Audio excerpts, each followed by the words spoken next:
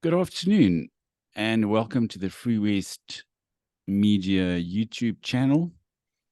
We haven't been active for a while, but we intend doing quite a lot of videos going forward. And today I'm really excited to be talking to Karissa from the United States. And she lives somewhere in the southern United States. She could tell us herself a little bit more. And yes, Karissa, let's jump right into it. And how would you introduce yourself? Hi, my name's Karissa. I live, as you said, in the southern United States, Western North Carolina, to be exact. I've been in the white positive, pro-white circles for about 14 years now, and I'm just trying to advocate for white people. And yeah, I had a modest podcast for a little while called Hearth and Helm. Some people may have heard of it. I did it with another nationalist gal, and we've kind of that's kind of fallen on the wayside a little bit, but I'm still just out there doing what I can. I've been on some small little things like Red Ice throughout the years, other little podcasts. So I just kind of get out and try to get my voice out there when I can. So it was really an honor to be asked to join your podcast. Yes, I think I mentioned to you that I might want to ask you. I mean, do you see yourself as a millennial or a Gen Z in the US? I mean, you use a lot of those categories when you refer to people. I suppose you could say "okay, boomer" to me because I'm sort of right there in the boomer category, the evil boomers. Yeah, I would be a millennial, and unfortunately, but you can't help what generation you're born into. Neither one of us That's fit the stereotype of our generations. So it we just try to make it better again by just doing what we do and try to get the word out, and yeah, just do us. exactly, yes. I'm afraid, yeah, I saw the worst of it. Even because here we had the sort of aftermath of the hippies in the 70s, drugs and all that stuff. It was really terrible. And I think the US just has such a huge influence all over the world that all of the bad things, or I mean, some of the good things too, but all of the bad things seem to hit us 5 or 10 years later. And we could maybe talk about a few of those things that are happening now. But I also wanted to ask you, did you go to college? I did. I went to art school, which Oh, is well, that's interesting. honestly one of my top regrets in life. But my life would be much different had I not gone down that path. So in a good way, that's how I met my husband and where I'm at today. So there's good things that come out of that. But I went to art school, and I would not have been able to get away with a lot of what I would not have been able to get away with a lot of what I got away with then now, just with how everything is accelerated as far as censorship and the politicalization of everything. And it was only a little over 10 years ago that I graduated college. I got a degree in photography, and I got away with a lot as far as imagery used and things that I did that now would not have been accepted at all. So it is quite eye-opening how fast things have progressed, and not for the better. That's true. Yes, I think art and culture can be very powerful. And the left has used it uh, to great effect to advance their kind of causes. But I just today I was looking at a painting. I mean, I even tweeted it. A Finnish painting that was done in about 1900, which showed a brown eagle and a blonde being, and the brown eagle takes a book from a blonde lady, and the blonde lady or the blonde maiden was Finland, and the brown eagle was Russia. And that was sort of around the time 1900 when the Russians were tightening their grip on Finland. But obviously after that, as time progressed, Finland eventually became an independent country, and it still is. So, I mean, obviously, you in the US, you've had independence since 1776, but here we're still in a way fighting for our sovereignty after all these years. You know, after hundreds of years, we're still not really independent from and sovereign as we would like to be. But regarding college, I also wanted to ask you, was there a lot of pressure on you to kind of imbibe feminist ideology? Because I've spoken to quite a lot of young girls and women here, you know, at universities and so on. And it seems that if you are female, then it's almost expected of you to become a feminist. Is it sort of the same in the US? Absolutely. That is a problem here as well. I think 10 years ago, although I would say my school was much smaller, it wasn't a large university. I only had 3 professors that were who I had pretty much throughout the whole course, as far as the arts go, that I had throughout the course of my schooling. They all 3 would have identified as feminists. The push, though, I don't think necessarily was as bad as it would be now. I definitely had a share of feminist professors, but I also was fortunate to meet my husband young, around 19. So I kind of already fell into that traditional role.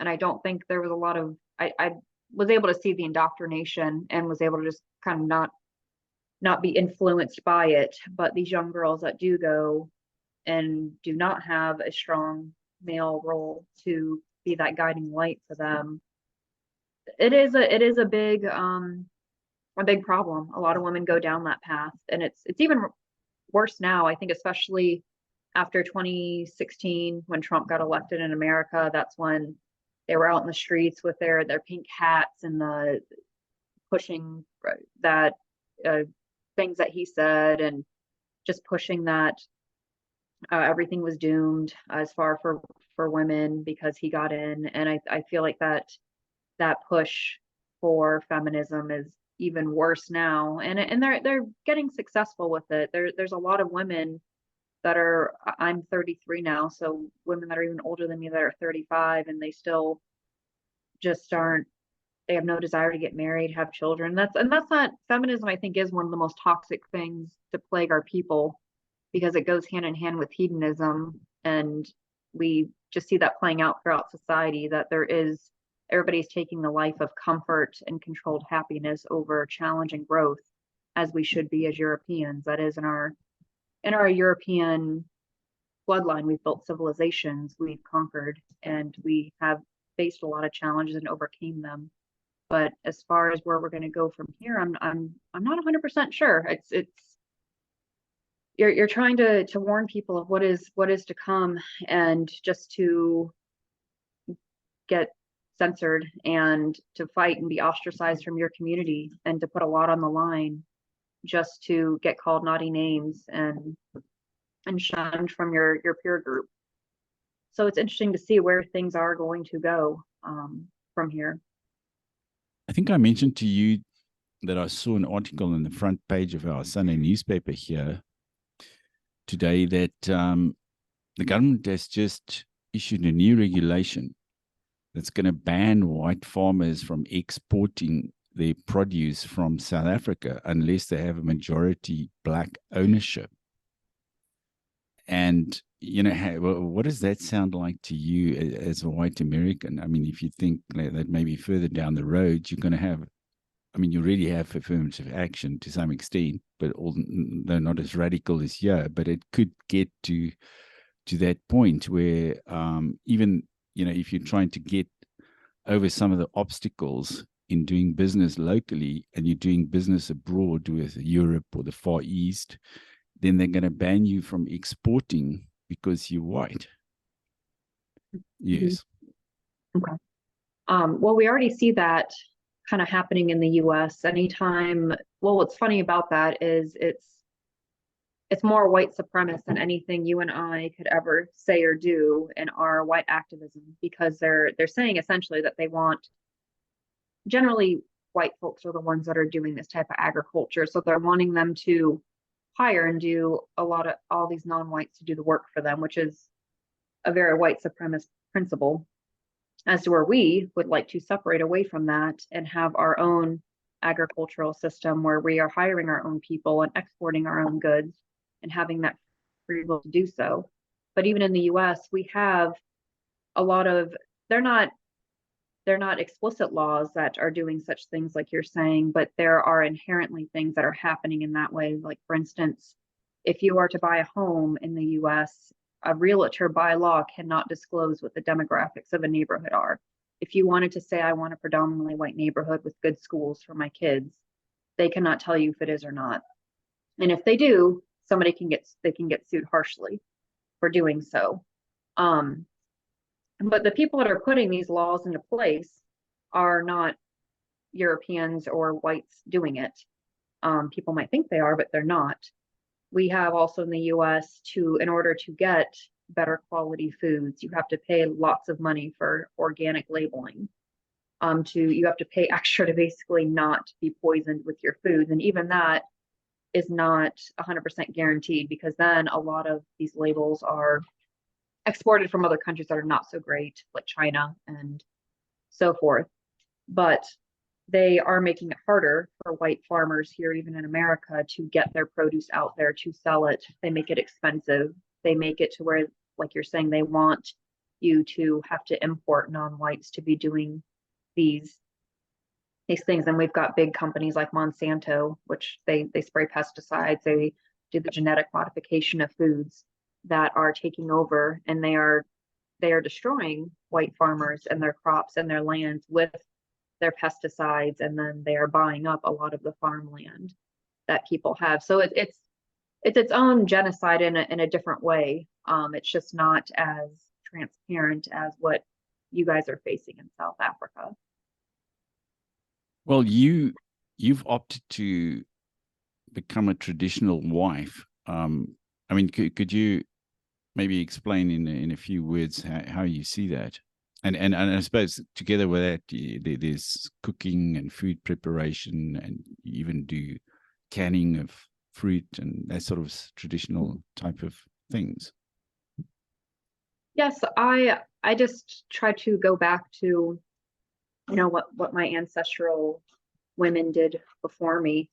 I definitely reject the notion of putting my kids in school, having somebody else raise them, going to work. And it's not easy in the US, as far as trying to financially support a family on one income. It's very hard. You have to make a lot of sacrifices and everything, but it's definitely worth it. I want to, we homeschool as well. That is something that for now we're able to do, but who knows what laws are going to be put into place with that. They are trying to make stuff like that harder for people as well, to put them into the system, going back to feminism in colleges and everything. It all starts at a young age. It isn't just in college. But I'm just trying to teach my kids traditional skills to pass on. I learn more through my children than I ever could have learned in school, just about myself and a life of growth and evolving. That's the biggest reason why I do it too. I had children because I wanted to procreate and have my lineage go on, and I want to be a part of that and be a part of that growth and evolution. I don't want the system doing it for me. Okay, yes, that's very interesting, what you're saying. And so you but you could also, I suppose, run a side gig on the internet to earn some income. I mean, technology has in a way arrived at the right time to, first of all, make it possible for us to communicate, but also to create all these possibilities for earning income online. And I know a lot of people in South Africa who can't get jobs because of affirmative action. They actually work online for foreign companies and so on. And obviously not in all the countries. I mean, outside of South Africa, a few countries have as stringent kind of affirmative action laws as we've got here. But or do you think something like that could detract from raising children, or do you have some spare time for something like that? Yeah, I definitely support women if they can find a side hustle. There's lots of women that put their crafts to good use, have it be sewing, knitting, selling, like goods that they make. I mean, people are in the farmers markets that do a homesteading type lifestyle around here. Or even, I'm not opposed to anybody going and getting a side job to make a little bit of money, or just to do something for themselves on the side. It's more when you are putting a career and everything in front of your family. That's where I find the issue to be, because then to me, it's what's the point of having children if you aren't going to be able to be present for them and be able to pour everything into them to be able to raise them how you want, because especially with the ideas that we have, they are not the popular ones, and the powers that be are constantly influencing that on children and impending their ideas onto them, which are very anti-white, and it's just not something that I want for my family. And then, of course, there are these bizarre ideologies around gender and so on, and they even try and I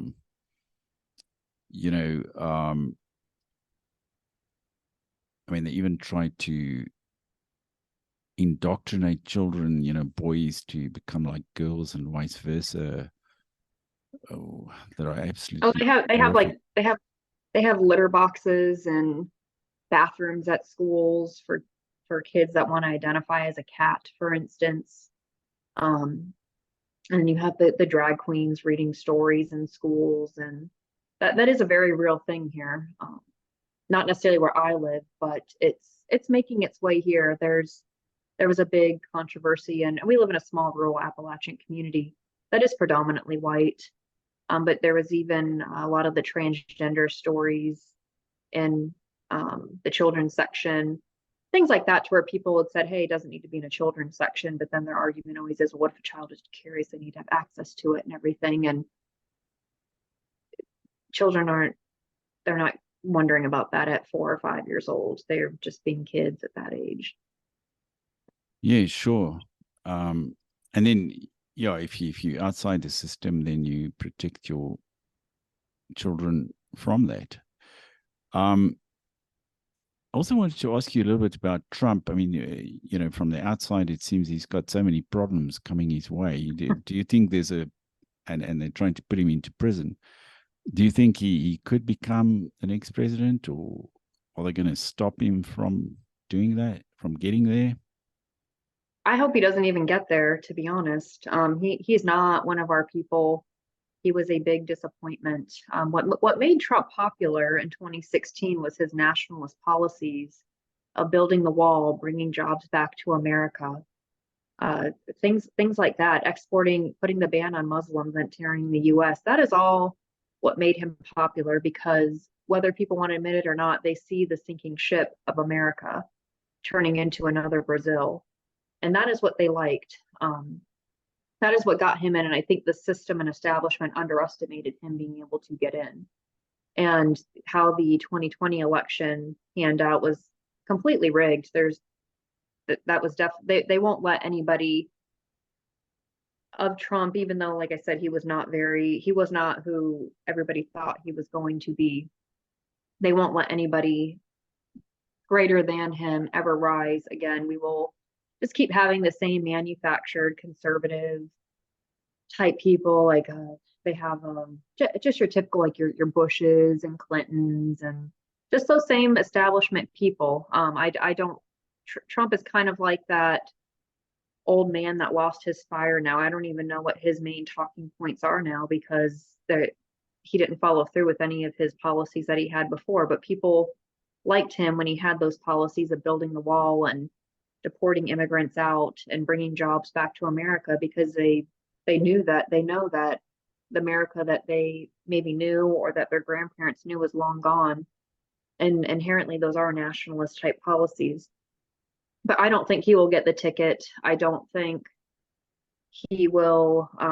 I think he will just kind of fade into the sunlight and or in the sunset, and we'll just have another manufactured politician.